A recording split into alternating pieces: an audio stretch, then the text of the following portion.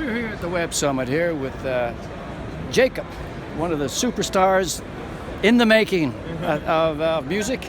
And Jacob does live looping. Hi, Jacob. So, Hi. Well, I just, you keep going and I'll record. I'm just going to make a very short demonstration. I'm going to use my voice. I normally play clarinet or synthesizers, but in this setup I only have this controller, and so I can use my voice. And I'm going to make a few loops and then make some effects and see. Great. To explain how this works. So I'm going to start now. Great. Oh, sorry. I have to change the mode. I will do now. So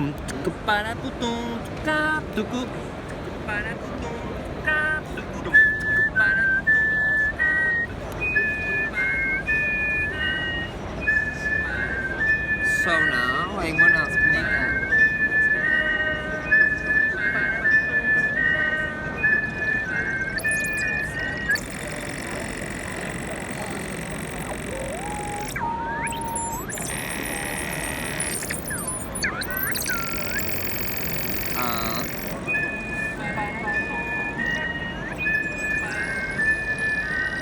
So basically what we can do with LiveLoop, and the reason this is built, is I thought about all the possibilities, all the possible ways that you can get sound from in a performance, and then how to modify and how to play with this musically. So for that reason I had to implement some features like fade in and fade out.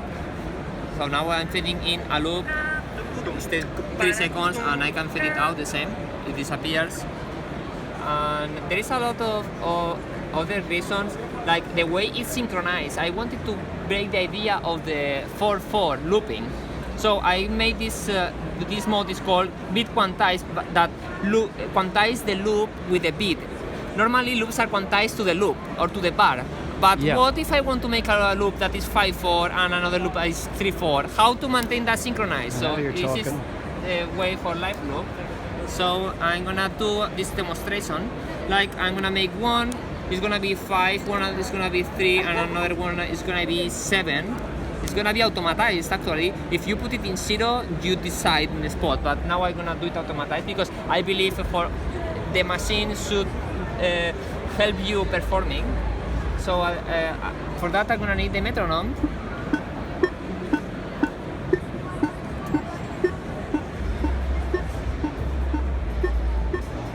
1, 1, 2, 3, 4, 5. 1, 2, 3. 1, 2, 3, 4, 5, 6, 7.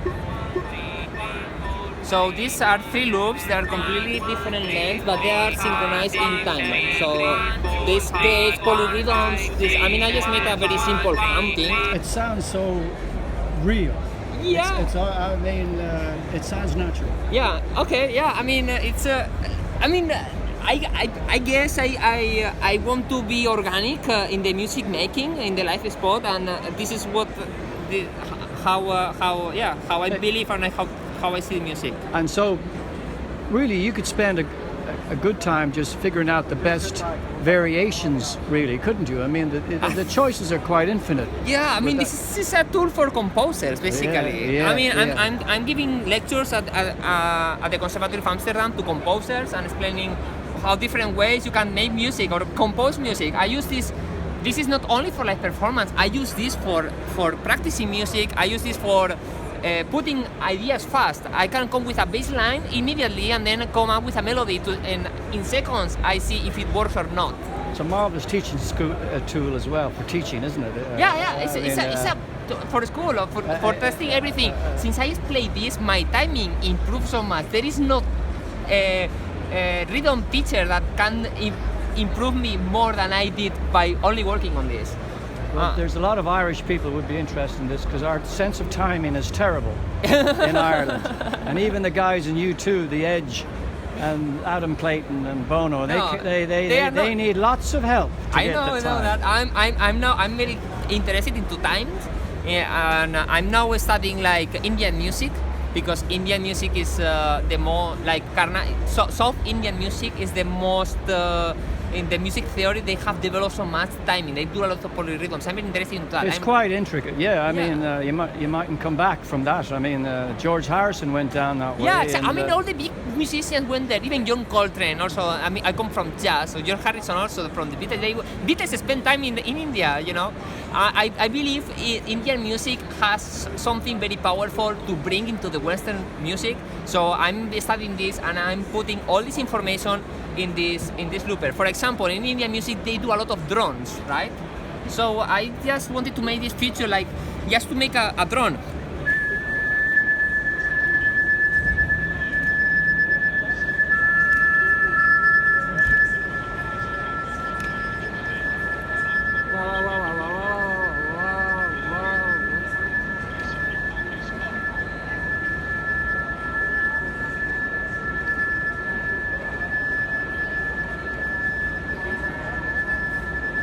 So probably, what if I was to suggest some kind of drum rhythm? How would you add a little bit of drums to that? Would you go? I'm being predictable here, like a bass drum.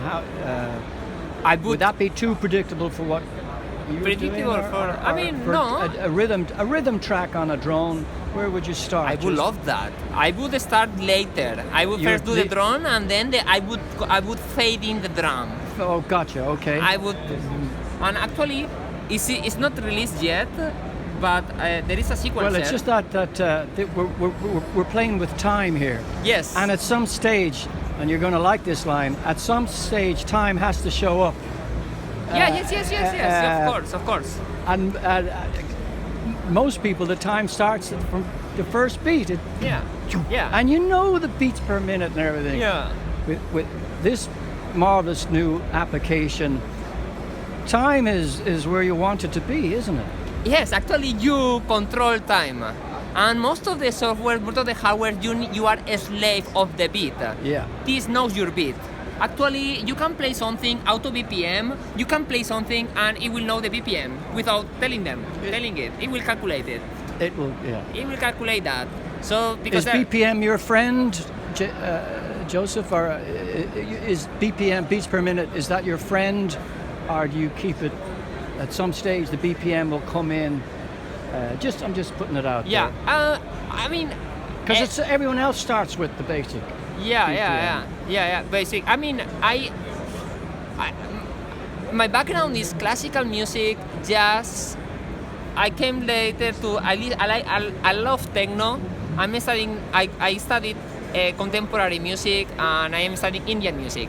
I mean, I have background with many different types of music. Some classical and contemporary music, the time is not important. For jazz, techno and Indian music is very important. So I kind of mix. I don't have a favorite. Every song is different. Every part of the song is different. And I wanted a tool that would provide me the freedom to do all of this in one tool. So I can.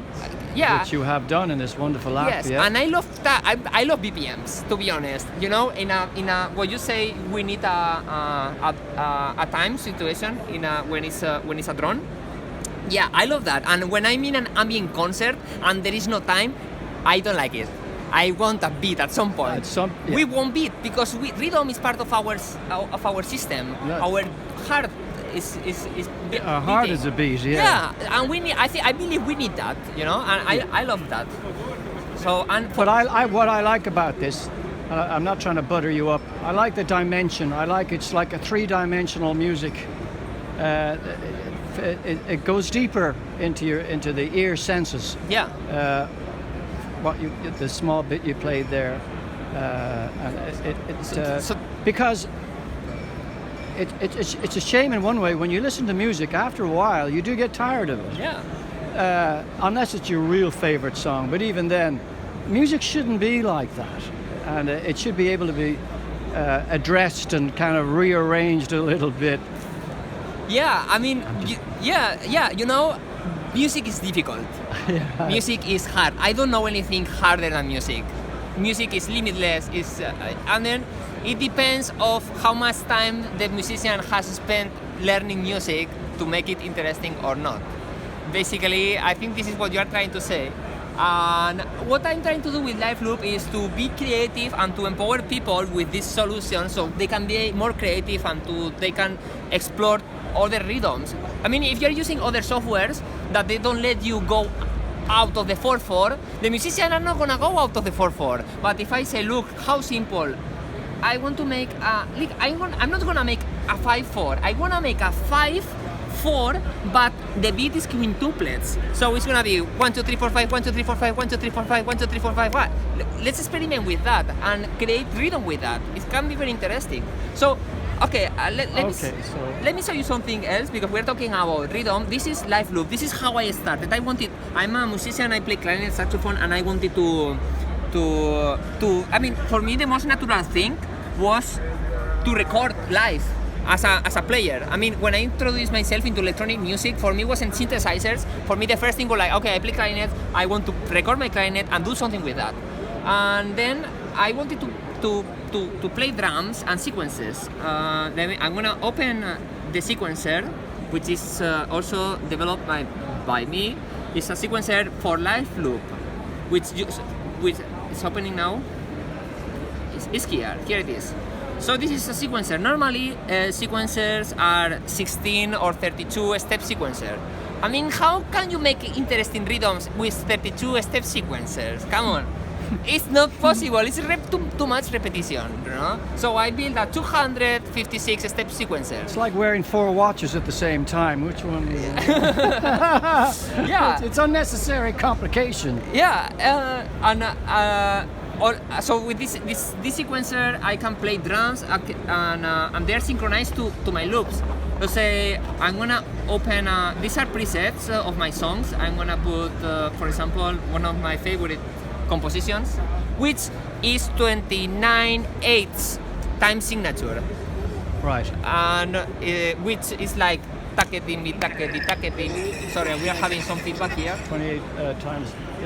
29/8.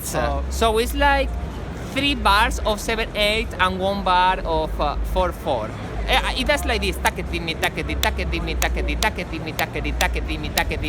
So this is the whole loop. I try to loop this. How long would that loop be? Or how long? As long as you want it to be, I suppose. Yeah, I mean, I for my song I do it twice, so I think it's like 12 seconds the loop. We can see.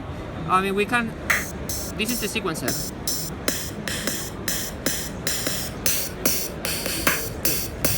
So I'm gonna sing the bass line. I normally play with synthesizer, but I don't have it.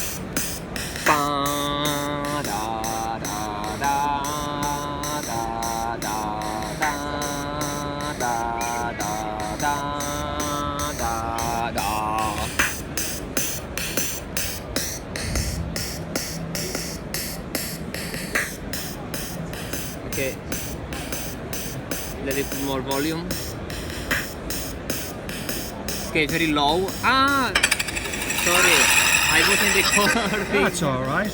Well, I wasn't recording because it's feeding back. There is feedback now because it's so noisy here. But what I wanted to explain there is a sequencer which adds. So LiveLoop is not a looper. It's not just a looper. It's a music making software. It's a live music making software, and this is meant and it can be used by everybody, individuals or in a band situation. Exactly. For band situation, I work at the conservatory. I make groups of people using LiveLoop, and what I did, using Ableton Link, they synchronize all the loops. So if you have another computer with LiveLoop, you can synchronize and it will be in time together, 2 computers, different way. So this is a very good for live situation, for band situation as well. Gotcha. Or some bands, they just use 1 computer and they put all the controllers here. Well, and what you do there could also be the backbone of a song as well. You know what I mean? It could be not the song, but it's everything else, like an orchestra goes on top of what you've done. Yeah, actually, you see what I'm saying? I see this as an orchestration tool. Right. It's an orchestration tool because I have 16 loops, but then I can overlap each loop, so I can make infinite loops. And let's say in an orchestration, you have the leads, you have the vocals, you have the different things, and it's So we could see you at the last night of the proms. I mean, I at will the Royal at some Albert point. Hall. I will. You know, at I'm some serious. Point. No, I will. I know. They've opened that up. The proms. They've opened it up to all kinds of music now. It's not just the opera singers and the classical music. It's about new compositions now. And, I am working now trying to because I'm trying to go to schools and because I developed this way of making music. I believe it's a new technique because live looping is for 30 years around like the technique, but I'm bringing live looping 2.0 because I'm breaking the old live looping way. I'm bringing a new way of doing live looping. And did this happen sort of gradually in your mind, or did it happen like overnight? You suddenly got out of bed and said, how it came to this? Or was it a problem that needed to be solved? Yes, I composed this song with 29/8. Right. I composed that, and I couldn't play that with anything. And this is my music. I wanted to play my music, and I couldn't play it. And so it's like the foundation of a house. You can only build one kind of house. This was one thing. I wanted to be free in time. This is the first thing. And second thing, I wanted one button per loop, and to be efficient on stage and to reduce stage. How I came to this? 10 years ago, I saw a video of a saxophone player making a solo on a loop, and I was like, wow! I was amazed how one person could build the entire song for 8 minutes, and I loved it. I was immersed into that. And then, but it didn't happen. I mean, it took me years until I could afford to my first looper, actually. Right. So probably a Boss Roland, was it? Well, you know, those guitar loops. Yeah, I got that one, the RC300, but I got it. You know, I'm from Spain. I moved to Netherlands to work, and with my paycheck, my first paycheck, I got the Boss, that one, and I used that for 3 years. Right. And I started using it, and I saw the potential how I was enjoying so much doing this music. But then I was like, okay, this is Boss. It's only three layers. It's very heavy. I'm limited. It has some effects in it, but I hit the limitations very easily. I wanted to do more. It hurt me for a while, but I wanted to do more. So then I didn't have the knowledge for that. I didn't know. The knowledge had to be gained first. Yeah. Exactly. So I applied. As I said before, I was working as an engineer, but I was doing mechanical engineering, 3D design. I was working 3D printing. I was working projects for companies like Philips, ASML, like high-tech companies. So I was good. I'm passionate about technology. I'm about developments. Actually, development for me is natural. I mean, I just want to do something, and if it doesn't exist, I make it. Yeah, I mean, the looping. Everyone loves live music. A lot of composition is happy mistakes. Yes. Like you play. I mean, a lot of bands do that. They just jam for 2 hours, and then they say that was a good bit. Yeah. And so this is. There's an element of that as well. There's a lot of jamming. Yeah, it's just for jamming. And inspirational and everything like that. One person that I've been really didn't notice for the longest time was Ed Sheeran and his use. Now, I promised I wouldn't. He's from Ireland, right? He's from Britain, from the United Kingdom. Yeah. I thought he was Irish. He did an Irish song, "Go Away Girl" or something like that. Okay. But his, he's filling Wembley Stadium's Croke Park. It's just him and his looping machine. Yeah. And there was Katie Tunstall. She was on a TV show a couple of years ago. She used the looper, and she got an amazing reaction the next day. But that was so basic.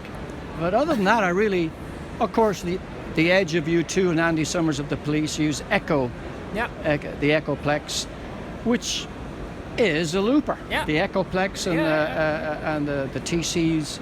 So, well, this is obviously. I brought all what you are saying. I'm bringing that technique to the next level, and this is the future of live looping. And I have it very clear because I love to be in the future. It's a good place to be. Yeah. I mean, I know it very clear. This is the way to go for live looping, and there are several reasons for this.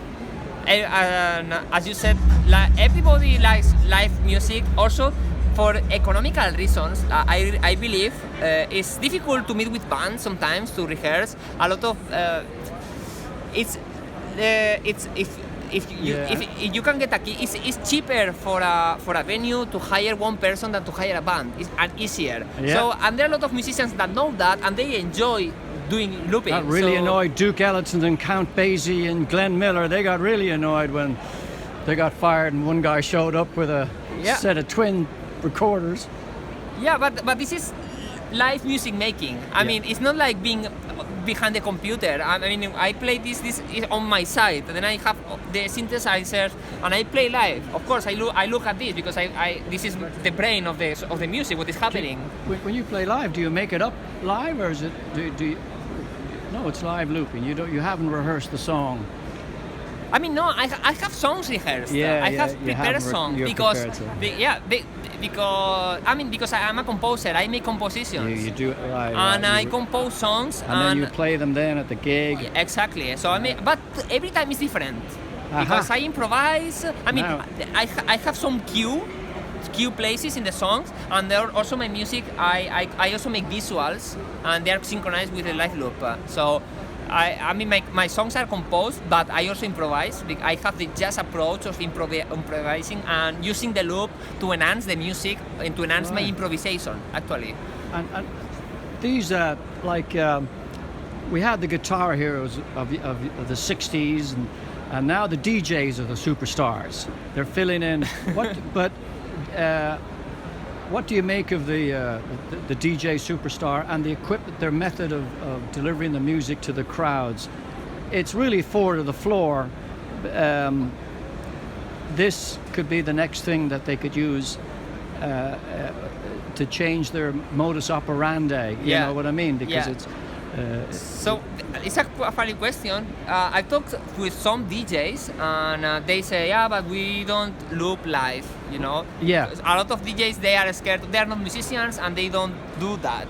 But I realized there is a new trend of DJs that want to be exceptional, so they want that they can do live things and they want to do that. And it's funny that you mentioned this because one of the developers of Pioneer, not Pioneer itself, the developer as a single person. I'm not talking now in the name of Pioneer.